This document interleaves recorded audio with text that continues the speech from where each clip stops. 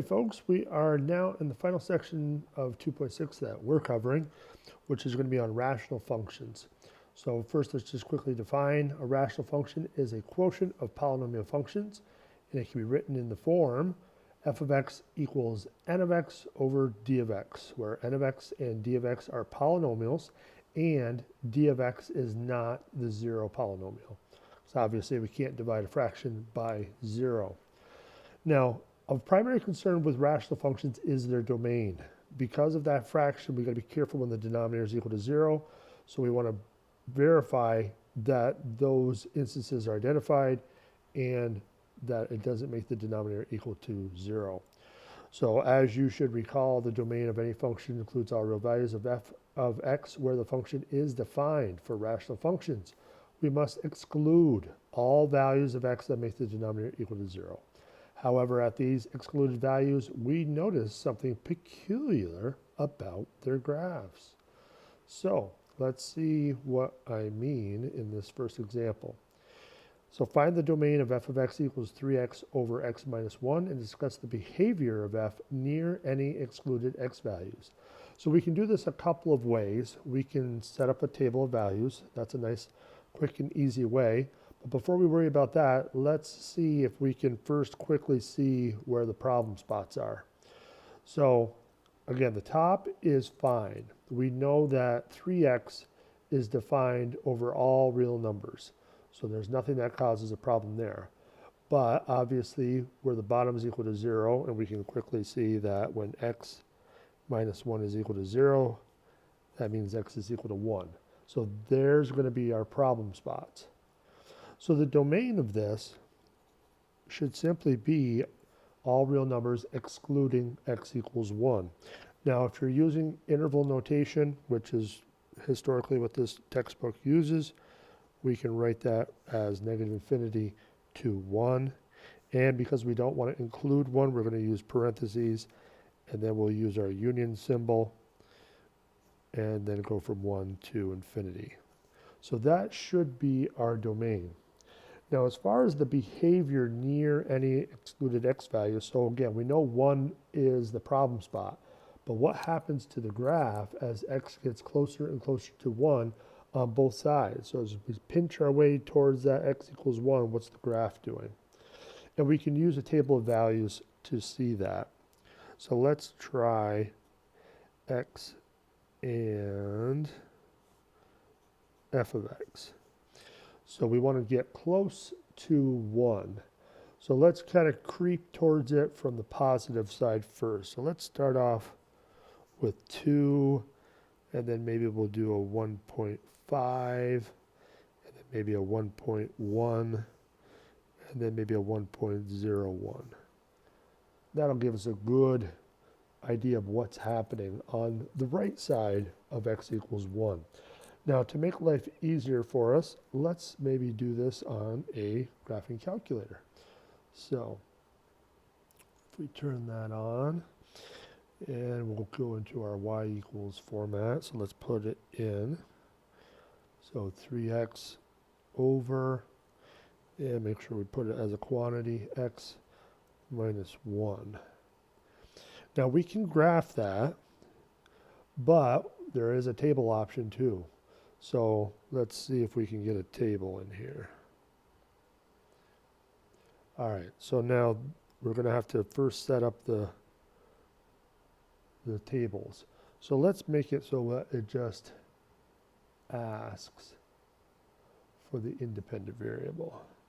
And then the dependent variable will automatically generate. That'll make life easier for us. So now let's go back to the table, and now it's blank. So we can put in our value, and we can get our y value pretty quickly. So we'll just plug all those in, and let's go even one more decimal place, so 1.001. And we can see what's happening. The value keeps getting, the y value keeps getting larger and larger and larger. So let's just write those down real quick.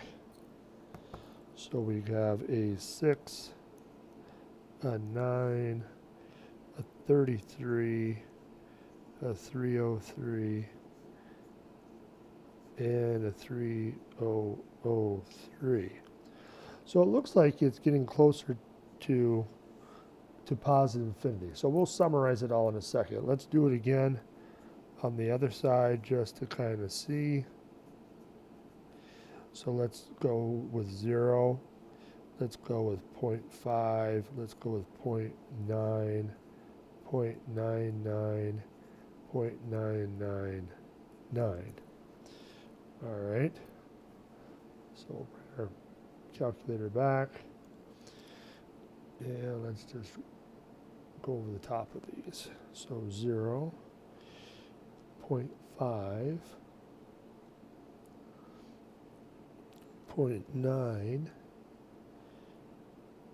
0.99, and 0.999.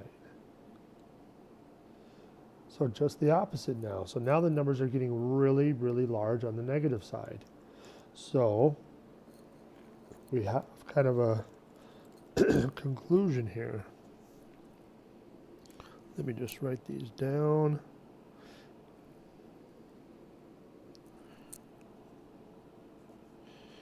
Negative 297, negative 2997. So, as x approaches 1 from the right, f of x goes to infinity. And as x approaches, I'll just put it right here, 1 from the left, f of x goes to negative infinity. Now obviously we can write that a little bit fancier, but hopefully you get the idea of what we're trying to say here. So what does this mean in math terms? Well, okay, let's go down to the next part, which says we see that as x approaches 1, the values of f of x approach positive or negative infinity, depending on the side from which you approach x equals 1. So we saw it does change. In this case, the line x equals 1 is considered a vertical asymptote. So if we drew this, we'd actually see that it's going to get closer and closer to a line. It kind of goes off, but it never quite reaches that vertical line x equals 1. So that's why it's a vertical asymptote. Likewise, as x gets really large, as x approaches positive infinity, f of x approaches y equals 0. The line y equals 0 is called a horizontal asymptote. Now again, we can see this a little easier if we have our graph. So let's maybe put that out there. Let me move it so we can see a little easier. So if we just hit the graph button. So yeah, so we can see, that line right there at 1. We drew an imaginary vertical line through there. The graph is never going to quite reach it. And our horizontal line here, well, it's actually not y equals 0. It actually looks like it's about y equals 3. And we're going to verify that once we have a couple more techniques that we'll see in a minute. But let's just first summarize what we've seen with asymptotes. So we got our definition of vertical and horizontal asymptotes. The line x equals a is a vertical line. It's a vertical asymptote of the graph of f when f of x goes to infinity or f of x goes to minus infinity. So again, as we get closer and closer to that vertical line, it kind of will do one of these things. It might go the same direction or something, but typically they might go in opposite directions. So and that's as x approaches a either from the right or from the left. And the line y equals b is a horizontal asymptote of the graph of f when f of x approaches some constant. So again, it doesn't have to be 0. It might be 3 like I said in this example, So, but that only happens as x gets really, really large or as x gets really, really small. So now that we have that kind of definition in our mind, we'll see exactly how mathematically we can find these a little bit easier. But I'll show you that in the next video. See you soon.